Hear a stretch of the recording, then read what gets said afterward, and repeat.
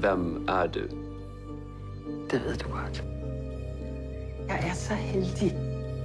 Ja, jeg vet. Tak.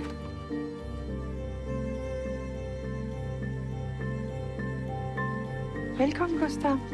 Gustav flytter ned til os. Er vi så hans familie nu? Det har vi da hele tiden været. Han hatar mig. Ja, selvfølgelig hader han dig. Du er hans far. Så må du bare finde dig i. Det här är Amanda. Det är min styvmor.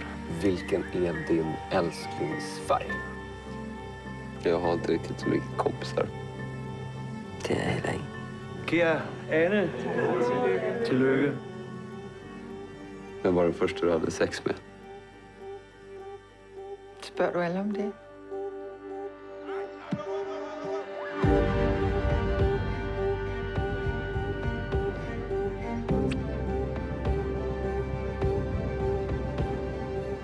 Det är liksom tapp. Vad är du mest rädd för? At det hele forsvinder. I visse tilfælde er børn og unge. Hvad fanden er det, du har gang i?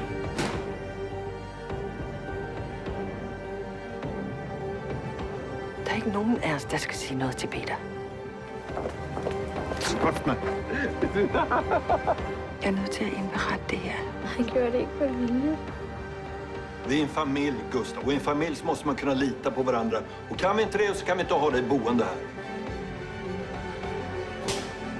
Du tror, jeg er et monster. Vad som händer? Du skal lade mig være. Papa! Du skal ikke. Papa! Nogle gange er det, der sker, og det, der ikke må ske.